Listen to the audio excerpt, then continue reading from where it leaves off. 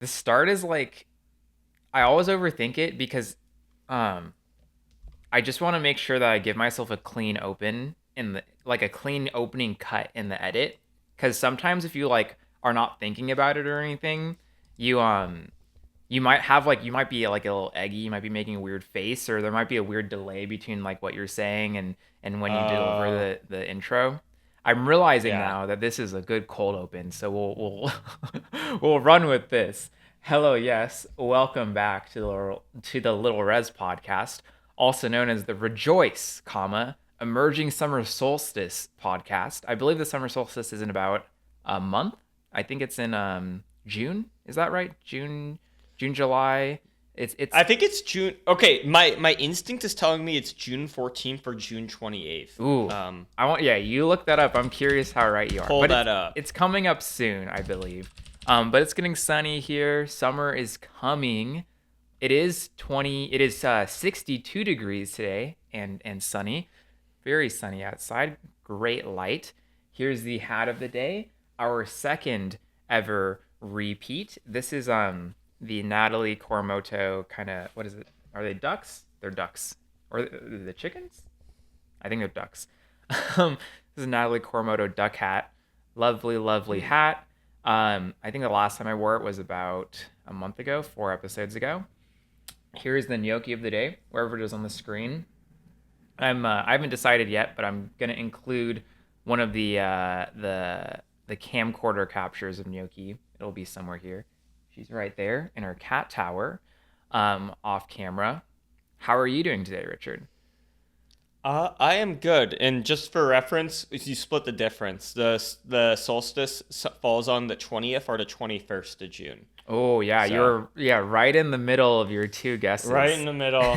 Yeah, I'm excited for the solstice. But part of me does always get a little bit sad knowing that like I do this cycle It's all every year. And downhill. I remember, yeah, I Yeah. remember us even talking about this on past podcasts. We are like, man, why do we feel so good? Like the why do I feel so good all of a sudden starter pack? Because Yeah, like yeah, the yeah. days are longer. Yeah, yeah, yeah. and now and now I'm just like, oh, and so begins the shortening of the days. But it's natural, and we need the short days to appreciate the long days and It's all that. true. We do need the short days to appreciate the long days. But yeah, no, I'm good. It is like 65 and a little drizzly. We're reaching very humid season. That's coming up very soon. So I'm getting used to. It's actually probably one of my favorite times of the year. Not because it's humid, but because I have unlimited license to wear shorts, Hmm. like long pants. Like I can wear them, but Yeah, people get away with yeah. wearing a lot less, and it's just socially acceptable. So I'm pretty happy. I get to bust out all my like Bermuda shorts, which Hmm. actually I remember you put me on to Bermuda shorts in I think like the 11th or 12th grade when you were spending some time at my place. I saw you had really cool like shorts, and Yeah, I yeah. was looking at joining like social clubs in college, and I was like, man, I gotta like ditch these cargo shorts. And you were like, they're called Bermuda shorts, and I was like, wait, what? You Yeah. would fold up the bottom crease, you'd wear them a little bit high to show off your like quads, and I was like, I'm replicating this, and to this day I still love them. Yeah, yeah. Anyways, sorry, how are No, you? no, that's I was is reminding I was an always jeans wearer for a long time. The corollary of the always shorts wearer, because you know there's the kid who only wears shorts, but people don't talk as much about the kid who only wears jeans. Where's Because I think it's a little jeans? more you blend into the crowd a little bit more. But I would Hmm. always only wear jeans. Um, and eventually I was like, oh, no, no, no. Shorts are fire. And I think nowadays I prefer wearing shorts over jeans. I actually think jeans might be my least favorite kind of pant. I don't dislike jeans, but they're just the most restrictive. They Hmm. have their time though. In the winter, jeans are just they're the Oh yeah. goat. Um, but but yeah, I remember this because I was trying. This was like I had already discovered I like shorts. And then this was around the time I was trying to up my my attire game.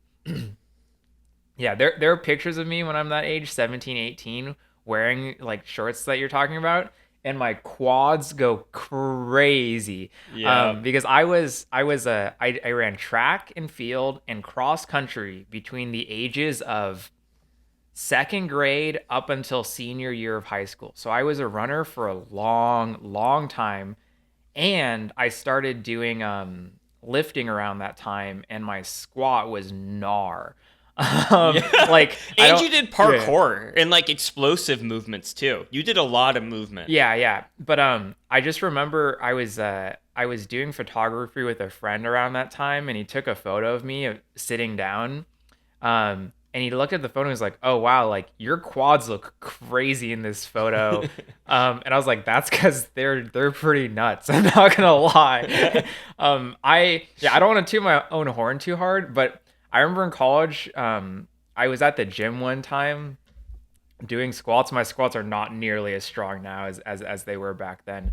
But I could get back. I'm not determined in the same way.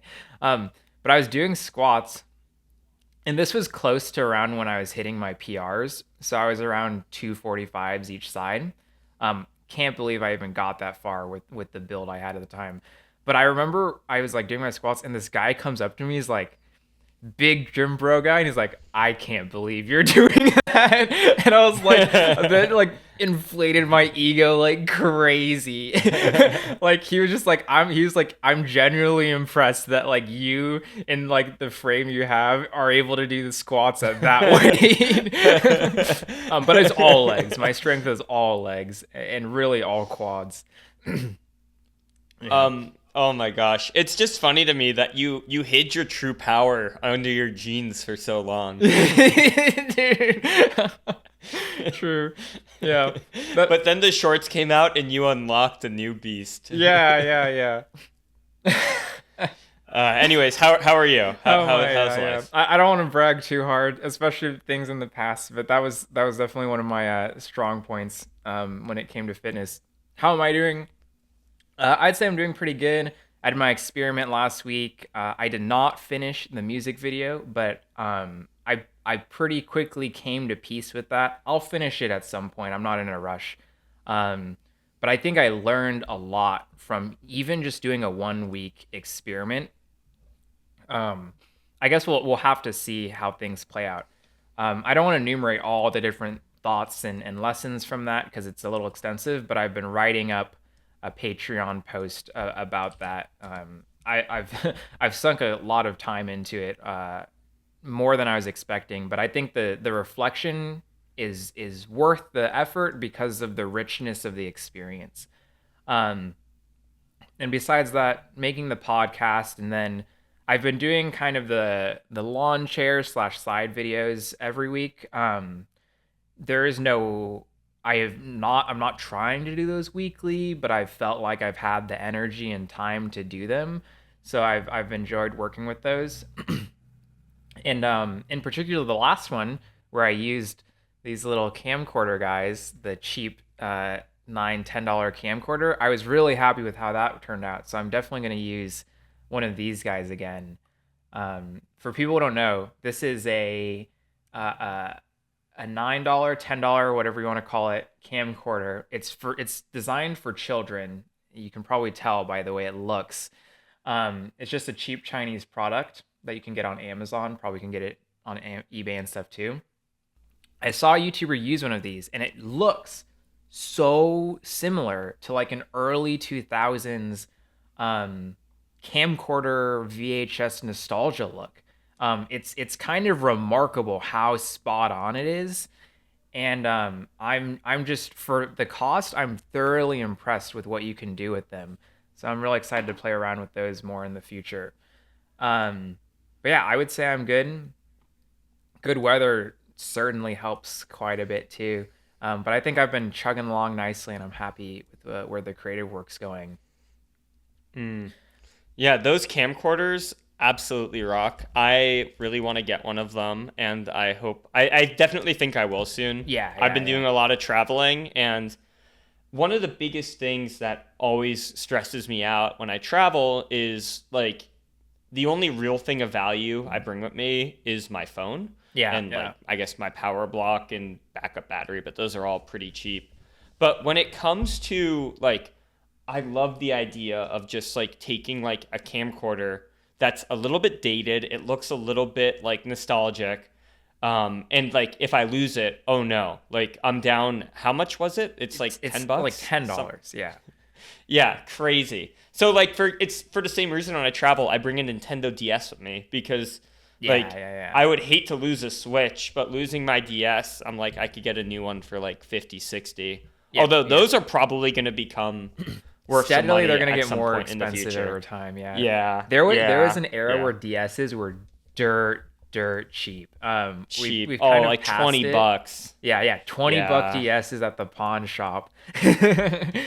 Well, it was such a well-made gaming system. Yeah. DSs went so hard. Oh my gosh.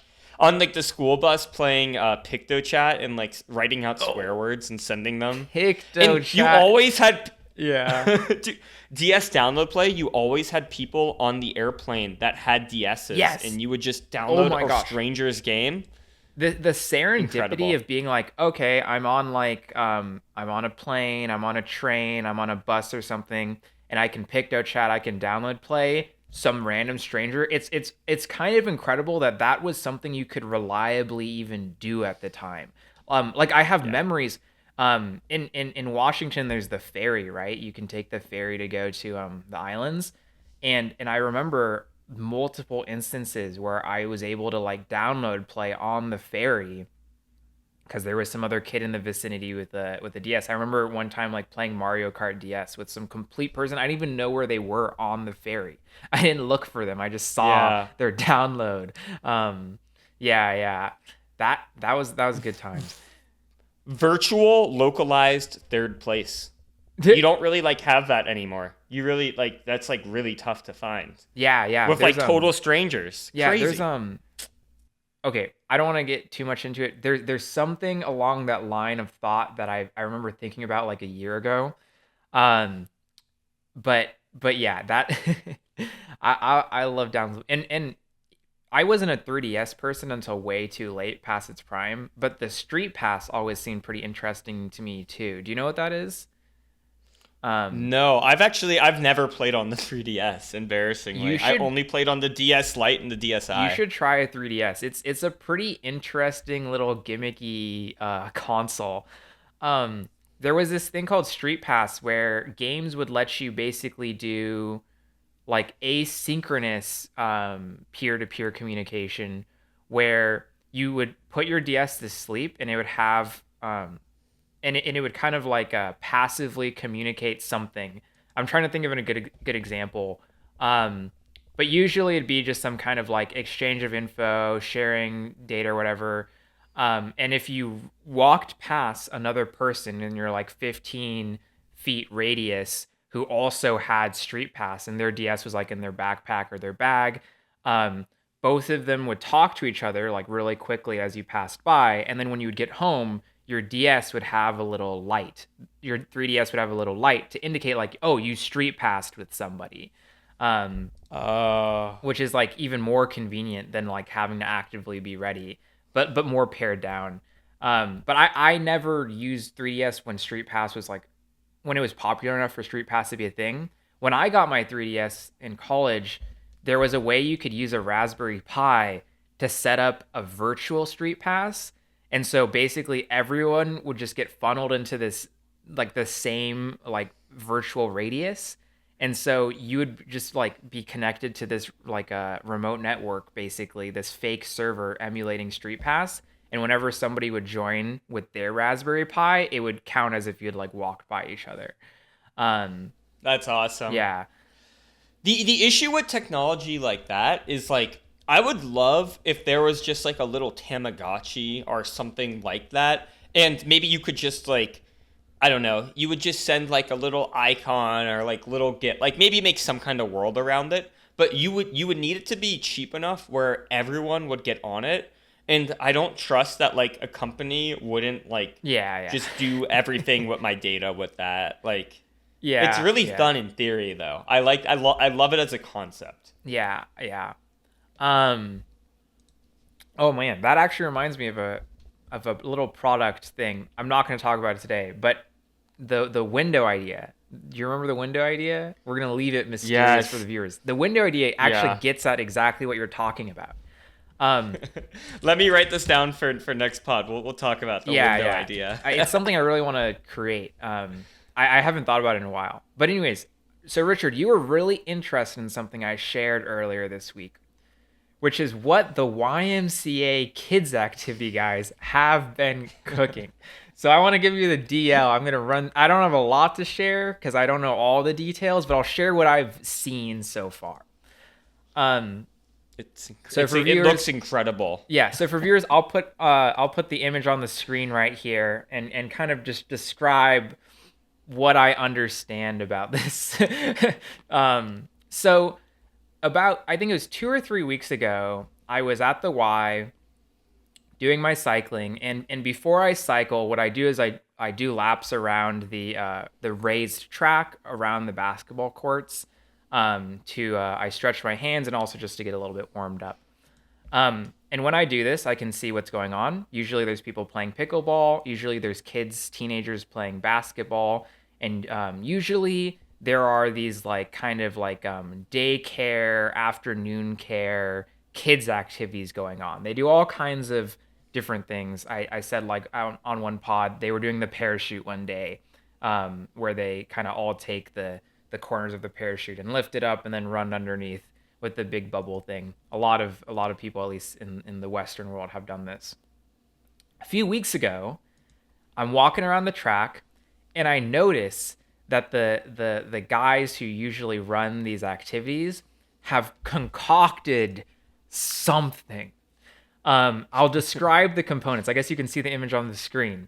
But the mystery game that they're doing, whatever they're cooking, consisted of a net, a hockey goal, a basketball hoop, bowling pins, and dodgeballs. And I don't, and I, yeah, and I said, I guess I said the net. When I say the net, you're probably thinking of the net for the balls to go into. Picture on screen, but I'm talking about like a badminton, pickleball net across the middle of the court. So the image you see right now is one half, and on the other side, it's symmetrical.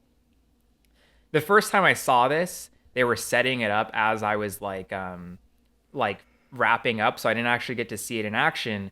But last week, I did, and I thought I wasn't gonna be able to get a picture because I didn't want to take a picture while the kids were playing. I'm actually looking at this photo now, and there is a kid in the image. You can't identify them, so I think it's okay. But I did not want to take a photo of a random kid. I just don't think that's chill. But they were wrapping up right as I finished my lap, so I was able to get this photo in. I'm not convinced that this game has rules. When I was watching last week, I was paying really, really close attention to the mechanics of the game because I was like, how does this shit work? Because when I first saw it, I was like, you don't have a full court view, you only have a half court view in the photo. But with the full court view, let me tell you, me as an adult, I saw that and I was like, I want to play this game. I have no clue what it is. I want to play this game. And when the kids saw this game for the first time, when I saw them walk out, they were like, "Oh shit!" They were so excited. But anyways, as I was watching the gameplay out, I don't think there are any rules. I think they just set up this weird contraption of like smorgasbord of little like sports equipment and just let the kids run with it. I'm truly convinced the game is just like play the game how you think the game works. You were describing it as Calvin Ball, Richard. I don't think you realize how much I think it really is genuinely Calvin Ball. That's incredible. But yeah, I wanted to share that because I was like, these guys, like, this is the first time I've seen them do what I would consider like a really original idea. I've never seen this before ever, and they're doing a good job. The kids seem to like it a lot. Just, I love the little, I'm assuming, I forget how you described it, but it's like a little kid's ladder, like bridge thing. And I love it on the side. It's hosting up some pins Yeah. while other pins are hiding behind it. I just, something, everything about this just is so whimsical. Yeah. I love it Yeah. so The much. pins, by the way, get arranged.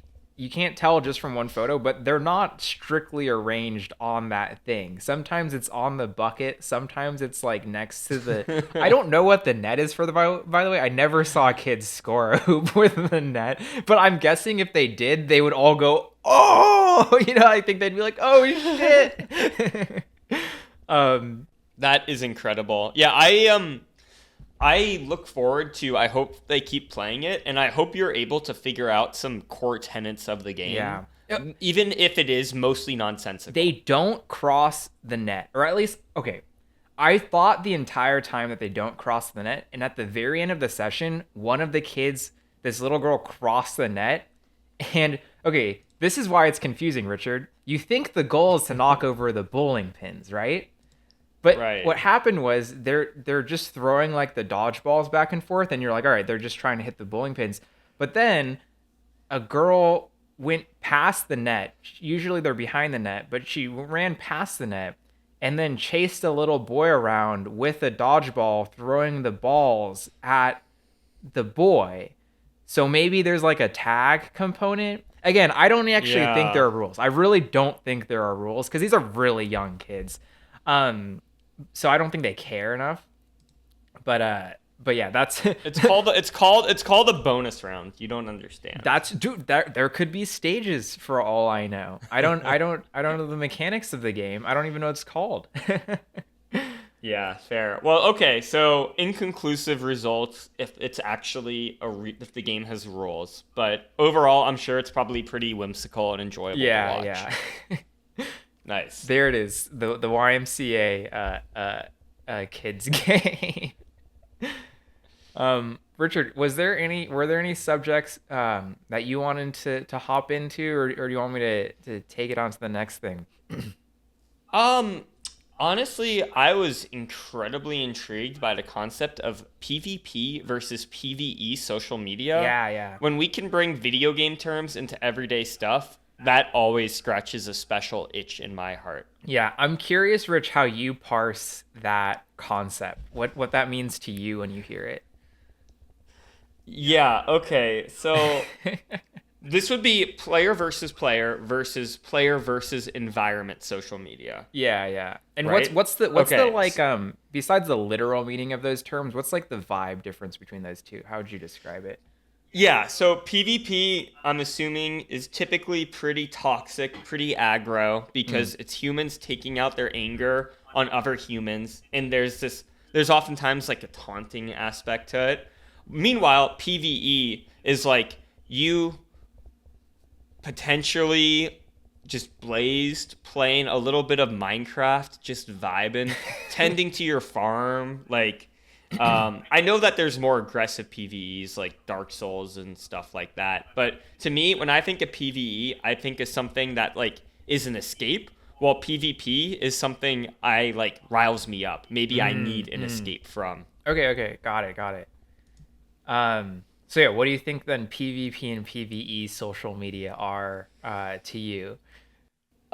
Twitter feels pretty PvP to me. Yeah, it is. PvE. Okay, PvE. I didn't actually think of it. Oh, actually, you know what? Visco, or like Visco, interesting. Yeah, yeah, yeah. Visco is like Instagram, but I think without as yeah, much I'm of the familiar with social Visco. aspect. Um, Yeah, I think with an Instagram, you making a post for your friends is PvE, but you creating a reel and letting it out there for the algorithm makes it PvP. Yeah, yeah. I'll just spill the beans. All right, all So right, all right. this I did not think about this very intensively. So there's not like a rigorous set of logic to back up these ideas.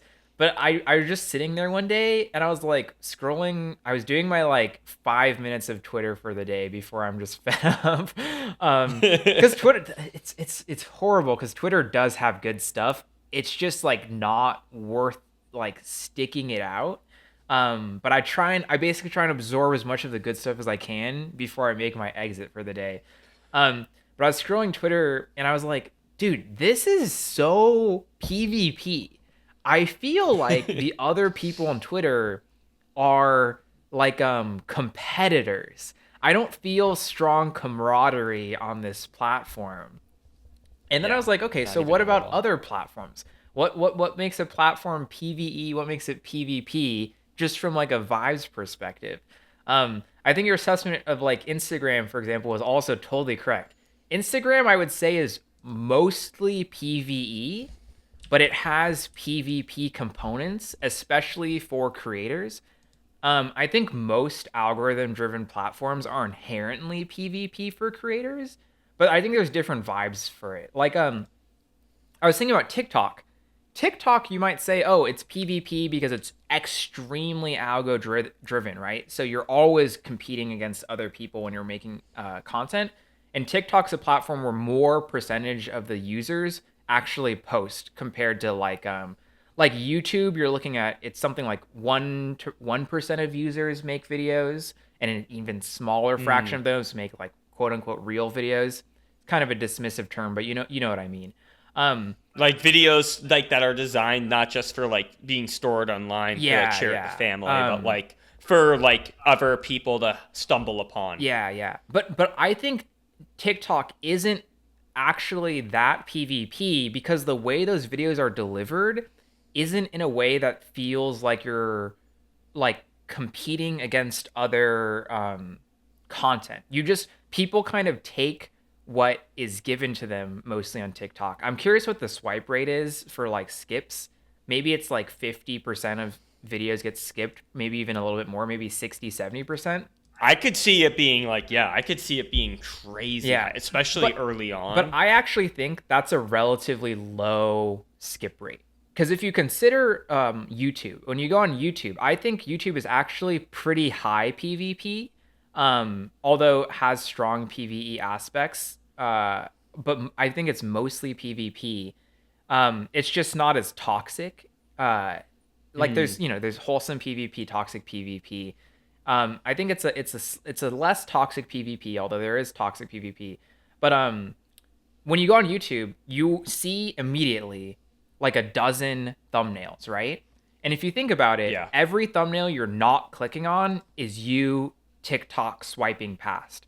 Your click rate on YouTube thumbnails is going to be you're skipping like 90-95% of what you're offered on YouTube versus TikTok, even if you're skipping like 70%, I would actually argue that's a low skip rate when it comes to social media or Twitter. The rate that you're Mm. scrolling, you're skipping so many tweets So so much. quickly. Yeah.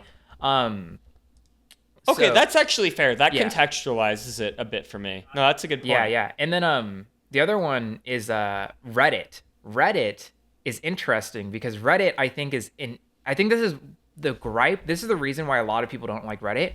Reddit is the most PvP on its face. Like out of the box, the stock Reddit like mechanics are just very PvP. Downvoting being a core central mechanic to how you use Reddit just screams PvP. Um, Yeah. it is interesting because there are Reddit communities like our Malifaux, for example, that are, I would argue, super PVE, right? Our Malifaux, the best subreddit, by the way. Yeah. It's I don't think there's a better subreddit on balance. Our Malifaux doesn't have the highest highs, but the lows are the highest lows I've ever seen on the platform. I've ever seen on social media.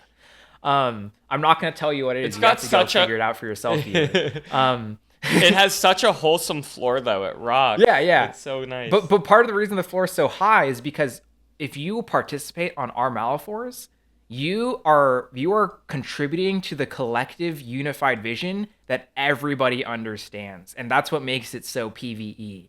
And I bet if you looked at the upvote rates, almost every post is like 90+% upvotes. I think downvotes are used very sparingly on that subreddit because there's not really a lot of need to.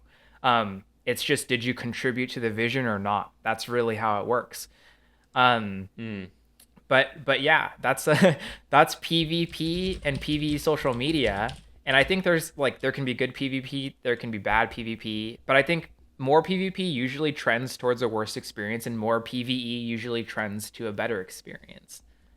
It's true. Do you remember? I actually just had to look this up. Facebook used to have a dislike button. Wait, really? Yeah, yeah. I remember when they got rid of it What era was that? because Yeah, I can't. I don't remember that at all.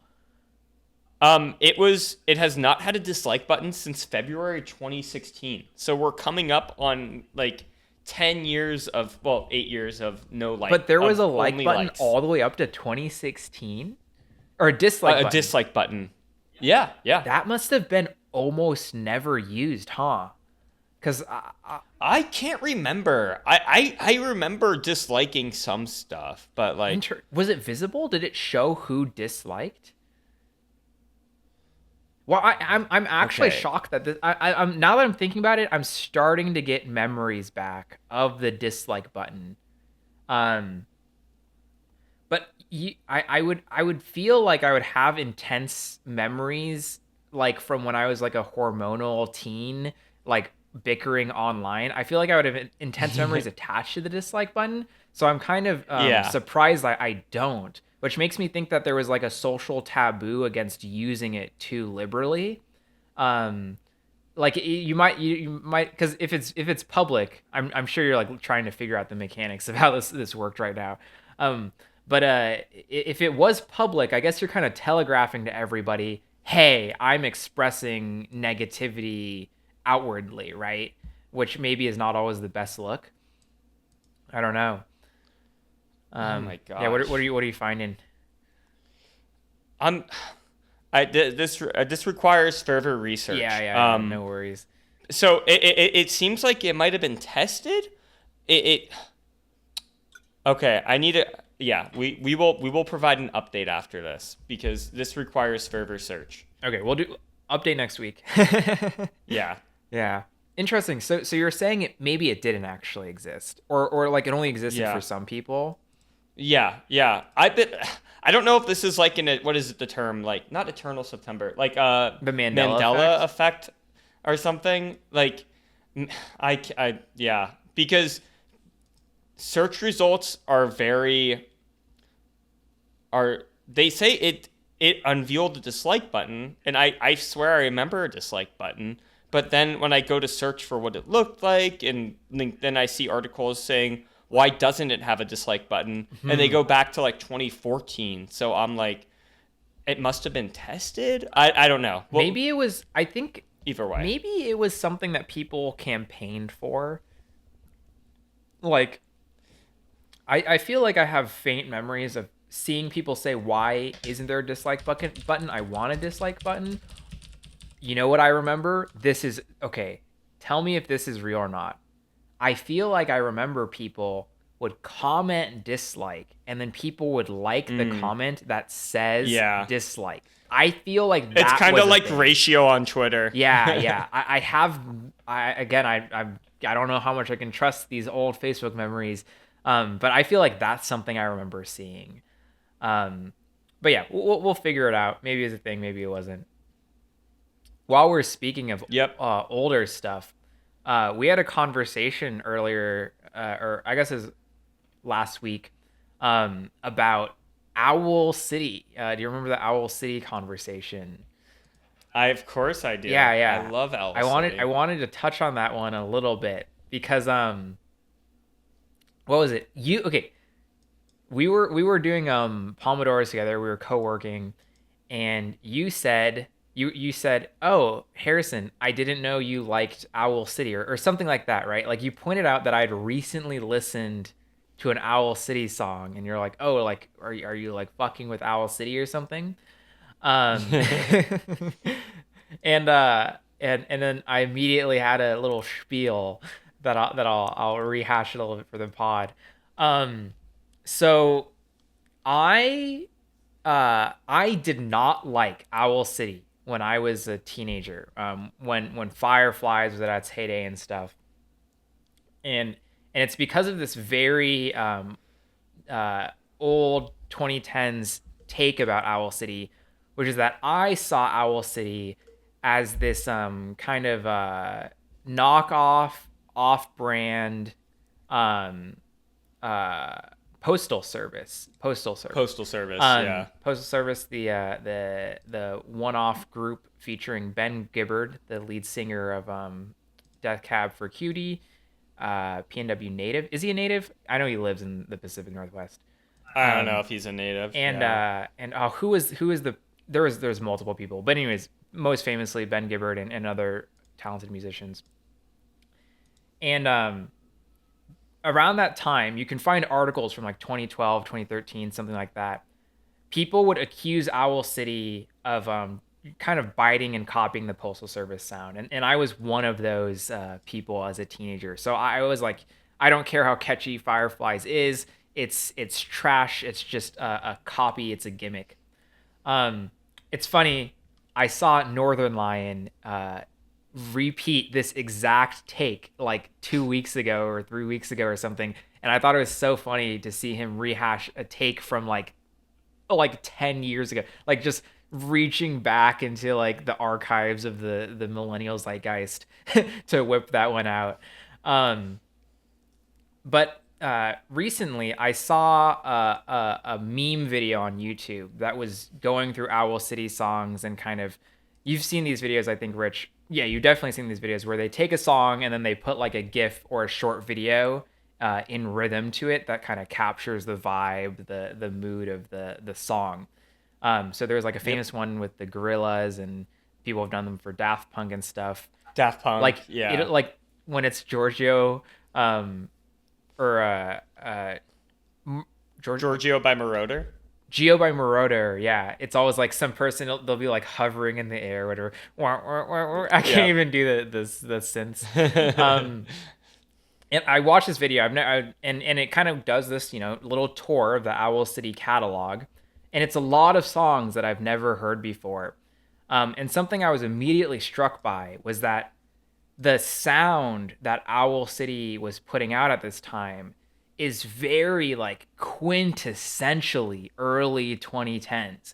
It's a sound that I haven't really heard referenced very much in more like contemporary music that we hear now, and it certainly did not exist before that time either.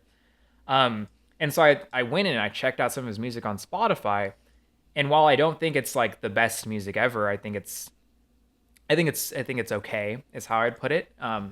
And I don't mean that in a bad way. It's just I think it's fine. Um, that sound, besides the nostalgia quality, is just so. If you like that sound, I totally get the appeal, and I do like that sound. It's not the only sound I like, but it's definitely it scratches an itch. Um, and so I've been enjoying how Owl City captures that 2010 sound. You had some other really interesting thoughts to go off of that though too, Richard. Um, yeah, Man, yeah. I have. I don't even You don't even remember. Oh okay. my So gosh, here's this one is of the so things while you ago. said that I thought was so Okay. interesting. You were listening to some of his music and you were like, this almost sounds like a proto KKB. It's like Oh one yes, step yes. before KKB, and that immediately clicked in my head. His music sounds kind of like it's like in the vein of the Princess and the Clock, the KKK, the KKK, the KKB, the EP, um, or the Civilization EP, in that song. Because he kind of has this kind of whimsy, this fantasy, this interesting earnest to the way he communicates these silly little messages and ideas in his music. And I love Caro Caro Bruno. It's one of my favorite bands, and it's so interesting to think that like that sound in my head at least totally feels like it's part of the same chronology. Um, but yeah, you had. It's cool if you don't remember the thoughts you had, but I thought you were really No, no, cooking no. on it. I no. You prompted me. Yeah, yeah, Yeah. No. I also just love like the sound palette of Owl City. You also hear it. Because I remember I used to only listen to Owl City, which are just on the radio. I wouldn't like ever seek it uh out. huh, uh huh. But a while ago, someone linked. They remixed all Owl City remixed All Star Mm-hmm. by Smash Mouth, and You could have told me that that remix was a Caro Caro Bonita Yeah, remix, and I yeah. would have believed you. They love the like.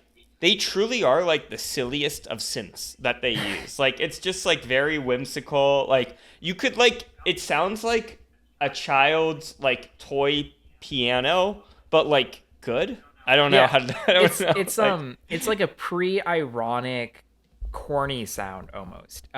It's yes. corny, but it's also it carries this heart to it that gives it like the this seriousness isn't exactly the right word, but it gives it the like gives you enough of a reason to take it seriously that I think it comes out pretty fun.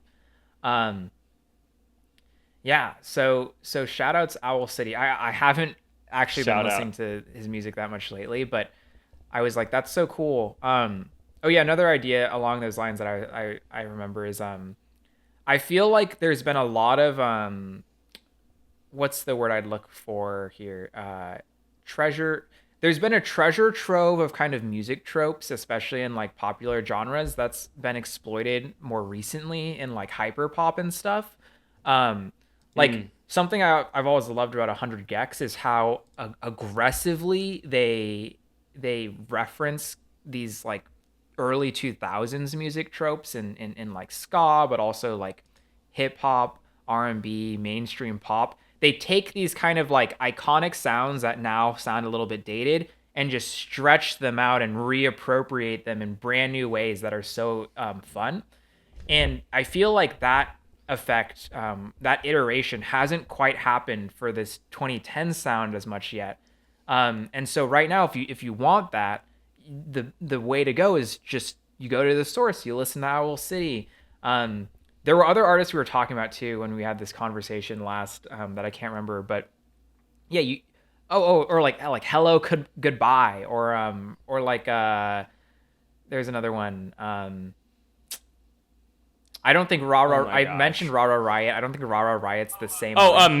Mika, Mika. yeah, yeah, Mika. This kind of like Mika. bubbly, Yeah. poppy, 20 like almost almost like pre-toxic positivity sound where it is a little copy, but it's not copy enough to be icky. Um Ariana Grande was on a yeah, Mika song. Ariana Grande was on a Mika song before she was People huge. aren't talking about this. Yeah. Um um, But yeah, I oh, think at that's some funny. point in the future we'll start hearing this sound be reappropriated, pushed further. Um, but right now that's it's a little treasure trove, a little time capsule of that time, and it's not that long ago, but it's also 10 years ago. Um, And so you are seeing 2010 sound, but only in specific genres. Like pop punk made a bit of a comeback with Olivia that Rodrigo, is a good point. Yeah, yeah, Machine Gun Kelly. But that pop punk, while it is nostalgic, it's a different vibe than bubbly like right. synth And pop. I think there is an argument that can be made that the pop punk roots are 20 are like 2000s, arguably even late 90 or mid to late 90s. Like if you think about Fall Out Boy, I think Fall Out Boy has albums from like the early 2000s and stuff, right? Oh Um yeah, no, I think a lot of them yeah, do. yeah. Yeah. Um but but you're right, you're right. I think also that stuff has come in, but the I think like the alternative rock sound of the 2010s, that's right, we were also talking about like Gautier and stuff. I think that has yet to be a little dug back into. uh I wonder, I'm trying to think in the like hip hop R&B space as well. I'm not sure where I think that is. The there's a weird timelessness to hip hop sounds, and there's also like but there's clear datedness. Like when trap starts coming in, the thing is that like I feel like hip hop is very additive. It usually takes new elements and doesn't like toss them away. It just keeps working with them. It's less Mm-hmm. cyclical to me than like pop, or even like electronic can be. But I don't know enough about electronic to comment that much. I don't know enough about music in general to comment about all this stuff. This is really just how I feel. Um, Fair. but yeah, the 2000, and I've been saying, and I'm gonna keep banging this drum, the millennial nostalgia. wave is coming. It's here, and I think if you want to lean into it, you should enjoy the ride. Don't resist. Yeah. Like what you like and don't stress about it. Yeah, yeah. Oh, um, man, there's a couple more stories of things going on that I want to go through, but I know we don't have time for all of them today. So I'm gonna give you a couple of options. We're doing a pick your own adventure today, I guess. Richard, would you want to hear about Nouns DAO, Tyler One's chess elo, um, or actually, yeah, let's say one of those two. And while you're deciding, I want to say something. Our dear friend Ev, who was on the pod 2 episodes ago, while you were on vacation, along with our friend Ben, has had a Binding of Isaac Eden streak for many months now. For people who don't know, The Binding of Isaac is a roguelike game. It's a roguelike bullet hell game, or twin stick shooter, where you navigate a randomly generated maze of dungeons to try and start somewhere, get power ups over time, and then beat the final boss. There's a lot of different items in the game. I'm assuming most viewers know what Binding of Isaac is. There's a character in Binding of Isaac called Eden. And the way Eden works, Eden gets a completely random set of items and stats for each run. And the way Eden streaking works is that you're trying to win the game in without dying as many times in a row as you can. So if you win a game with Eden and then you win a game with Eden again, that's a 2-game win streak. You do it again, that's a 3-game win streak. This is probably, it's not the hardest thing you can do in Binding of Isaac, but I would say it's one of the hardest things you can do in Binding of Isaac. And Ev, his win streak, what was it? 212, I believe. 212 wins in a Yeah. row. 212, It's 13. it's a Yeah, something like that. ludicrous win rate, and the skill to get there is literally thousands of hours. But the Eden streak died. He finally had a loss after over 200 runs, and I just want to memorialize that. But we always get back on the Of horse. course. He's back on it, and the new streak begins. This is not his first streak. This is what? This is 4 or 5 or something, and it And always gets longer each time. and for some like additional context too, Eden Yeah, streaking yeah. is kind of like our friend group's like third place. Like when we're Mm-hmm. all in on Discord, like we're usually like, "Yo, Ev, pull up Binding of Isaac," and he'll like streak as like the backdrop to like conversation. Yeah. He's And basically conversation, our private streamer. yeah, yeah. And conversation will die down as like the run gets more intense. Or conversation, if it's just like a Mm-hmm. run of the mill, powerful, like run of the mill, just like safe run, people will just shoot the shit about everyday life. But like if it's a very good run, people don't talk about their lives at all. We all just are in awe of the run. And if it's a very challenging run, we're all quiet and we're all just supporting Evan. Yeah, And yeah, yeah. for some more context about how hard Binding of Isaac is, there's all these memes about there of like people saying like, "Hey, like I beat the game. Why didn't I unlock any of the achievements?" That's because they were playing it on normal mode. There's a hard mode as well, which is what he plays Yes, on. I've plays on hard mode. And Yeah. in addition, if you go to the subreddit, people are always complaining about different things, different bosses, specific enemies. And they're one of the most common responses in the subreddit. People will just reply one word. They'll say filter, as in you're not good enough, and so the game has filtered you out if you're complaining about this. And so Yeah, yeah. this is a game where people are gluttons for just getting absolutely worked. It is incredibly hard. It is unforgiving. You are always like a couple hits away from death at any time. And sometimes RNG just rocks you. And Yep, yep. Evan did a very good job making his way through. And hopefully the next streak is longer. But it is a hard, hard, hard game. Yes, yes. It cannot be understated how like I genuinely believe Ev is, I mean, he's almost definitely in the top 100 globally skill wise in the game. I think there's almost no question in my mind. The only question is how high is he in that top 100? Because if you look online, so the longest streak ever is it's like a little over 1,000, but that was on an earlier patch of the game that was easier. Um, Not to discredit that person. That is still an absolutely insane streak. That person is probably just crazy good at the game. But if you Mm-hmm. look at the longest streaks for the current patch, the latest patch, which is harder, and that hardness matters a lot when you're streaking too, right? Because all it takes is one death to end the entire streak. Um, and if a patch implements that one thing that can kill you that you have a chance of running into, that's a massive factor. Yep. But if you look at contemporary streaks, they are all in the vicinity of F. I have not been able to find any streaks on the current patch that are like significantly longer than his. A lot are in the 1 to 200 run range, and of course, there's not even that many of those to begin with.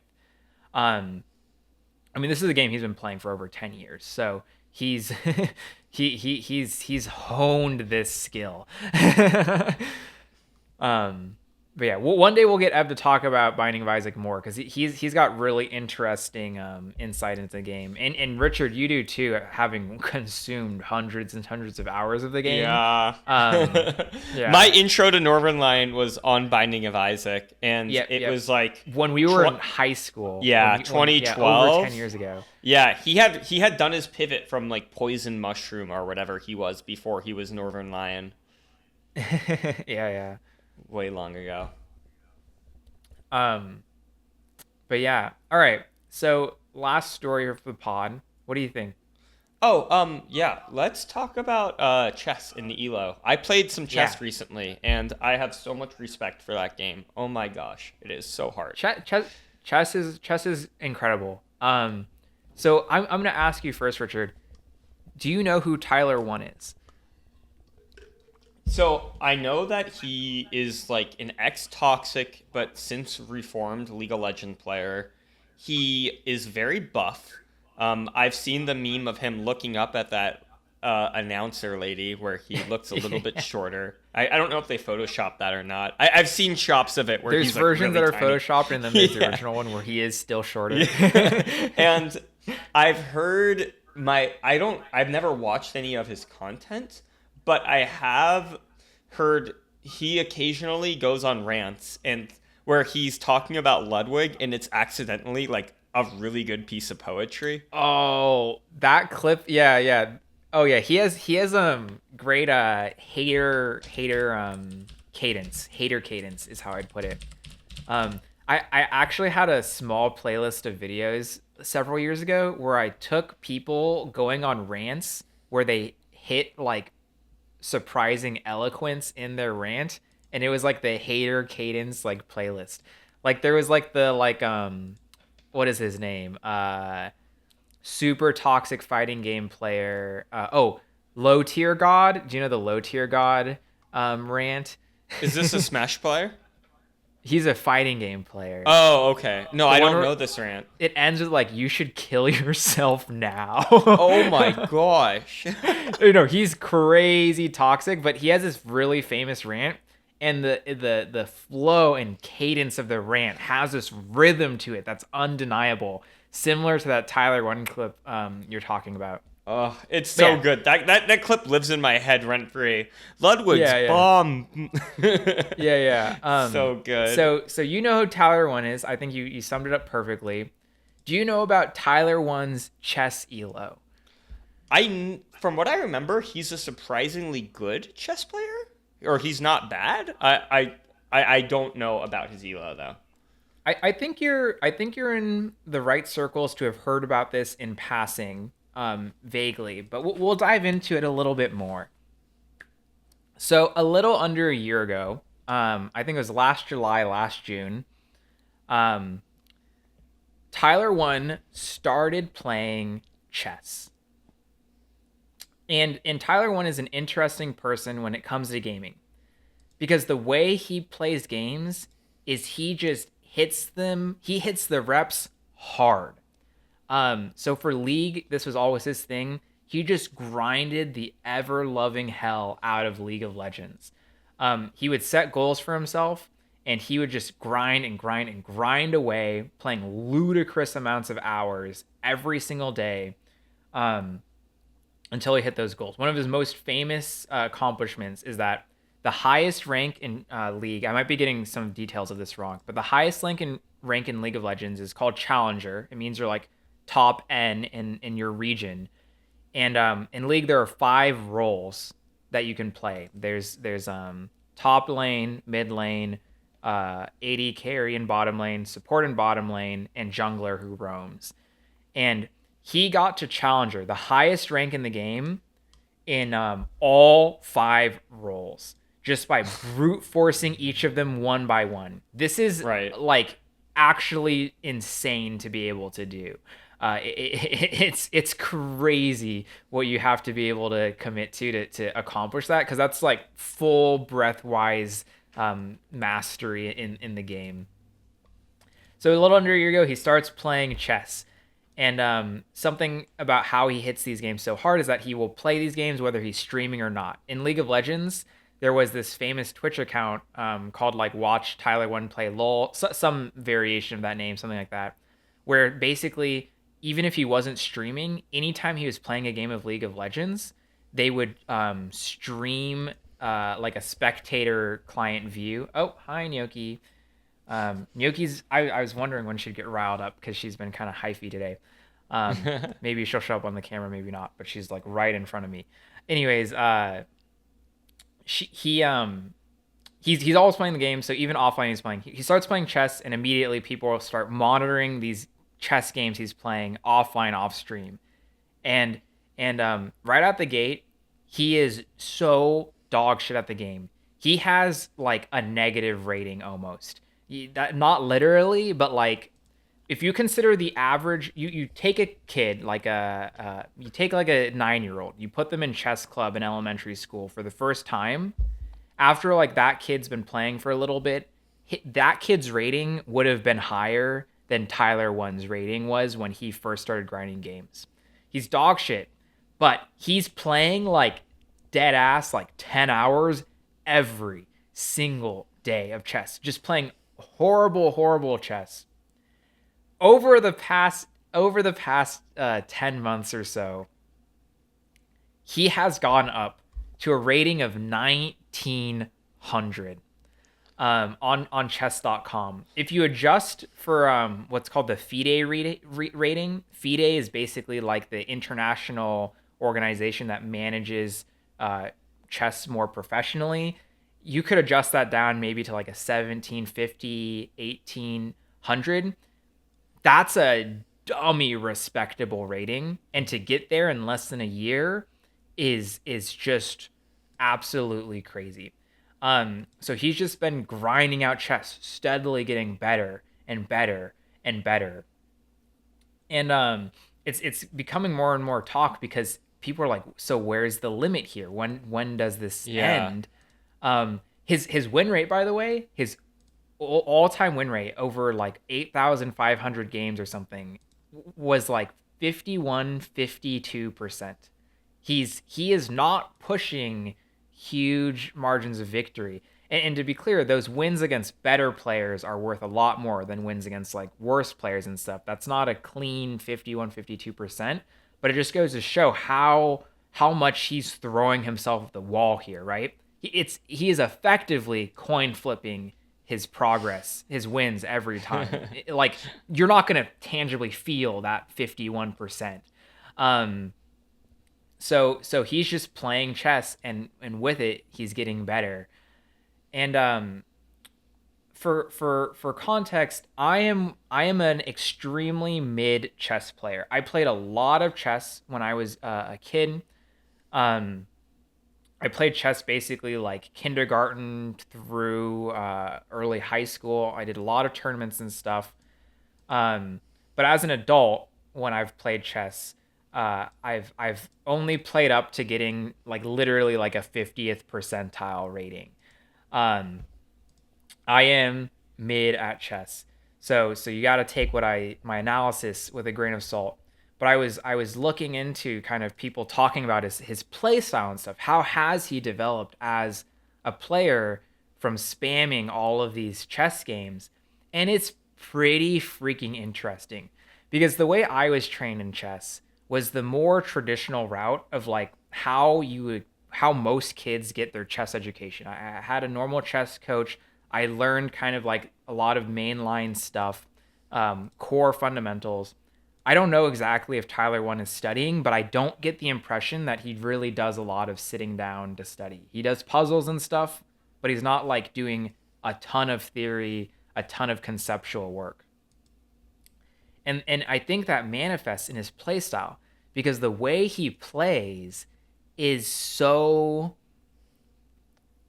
weird. It's really Yeah. weird. At least in my view, it's really weird. Um, he almost has a skill set that is fine tuned for ladder climbing. So for Oh, example, how he interesting. only plays one opening. It's called the cow. Um, and you can play it on the white side or the black side. So he doesn't even need to like it's going to be different between the two, but the Yeah. structure and everything is the same. You just flip it. Um and he only plays one, right? If you're playing tournament chess, you can't do that because then people could just prep lines against you because they know exactly what you're going to do every single time. Um, Yeah. so it doesn't work. But on ladder, no one's going to do that against you. So you're getting a fresh opponent who's seeing you for the first time constantly. Um, so he has like a very consistent opening. He plays lightning fast. The time he takes to make moves, if you look at the clock difference between him and his opponent, he is almost always completely gapping his opponent in time, which means that there are a lot of games that he wins where he didn't explicitly win the game, but he did win the time game. And it's just Oh. not cognitively possible, whether his opponent is positionally or strategically winning, for them to pull out a win in time because they don't have enough time to work with. Um, Yeah. so his Oh, how time pressure, his interesting. time management skills are so excellent. And then again, this is something that wouldn't work in tournament play where you're playing really long clocks rather than like 10 Yeah. minutes a piece. Not to But it makes discredit, but it's fine tuned to the environment. Yeah, what were you gonna say, Rich? it makes sense given his League of Legends skills that like the opening is the same every single time, and on top of that, like you have to be super hyper optimized with your time management when you're playing League. So that is no surprise to me that those are the skills that translate over. You know? Yeah, yeah. And the last thing I wanted to point out, uh, and again, I don't know exactly if everything I'm saying is like I don't know if an expert would agree with everything I'm saying. This is just my impression as as an average decent chess player. Um, but in the way that he's different from how I like see the game and stuff. The last thing is that he plays a very what I would say feels like a very practical way of playing chess, where sometimes he really deviates from what the theory or what the computer would say, um, because it puts pressure on his opponent anyways. Um, Mm. so if you look at the way He plays aggro. he He's he plays aggro, but in chess you can't play aggro. So it's interesting. He plays like almost the complete opposite of aggro, where he is constantly setting up kind of like opportunities for his opponent to trip over themselves. Um, mm. which is interesting. Yeah, because in chess you can't like cheese out tempo. You both have the same amount of tempo to work with that you're kind of Yeah. like you're kind of pushing and pulling on. Um, so just like being offensive in chess doesn't translate to an aggressive play. But if you look at how he plays the cow, for example, he plays tons and tons of what you might consider kind of quote unquote passive moves in the early game. He doesn't activate action very much at all while he's playing the early game. And what I feel like that does is it makes it so that his opponent is so much more likely to have to do something to force action. And even if they pick the right option, it costs them their time, it costs them their mental energy to find the right option. And if they walk Right. into the wrong option, he's ready to punish it because he has played this opening thousands, literally thousands and thousands of times.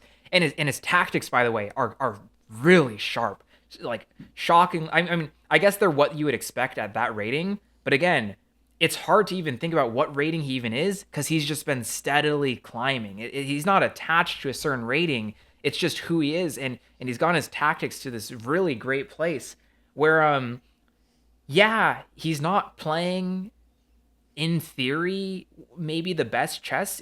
Like there's weird mistakes and stuff he makes sometimes. Um and it can be easy to discredit his play because sometimes a win comes out of a lot of his wins seem to come out of his opponents misplaying, making mistakes, which I feel like you traditionally you might not consider the best way to go about chess. But it's so pragmatic. It's so practical. You can't Yeah. keep up. You Right. maybe you'll get annoyed. Oh, he shouldn't have done that, but you still lost. Yep. It's so interesting. I would actually love to hear somebody who's much better at chess take a look at his go through his game history and say what they think. But those are my impressions. So it's so cool. I think it's a completely different type of ascendant chess player that we've seen. And in the grand scheme of things, he's not the best player in the world. There are tens and thousands of players who are better than him. But there's also millions who play chess. And in the grand scheme of things, he Yeah. has really trimmed it down. So yeah, wanted to share that story for people who aren't tuned in. I think it's so cool. That is awesome. Yeah. All right, Rich. Well, I know you've got some volunteer work you gotta get to today, so I don't wanna hold you up. Any final thoughts? Um, no, I love seeing video game skills translate. So I think I'll actually have to check his stuff out. And also on top of that, I hope people listen to the All Star remix by Owl By City Owl because City. it Yeah, is yeah, yeah. pretty fun. All right. Well, thanks for joining us today, listeners. That's all we have for you today. What? Goodbye. No. Goodbye. No.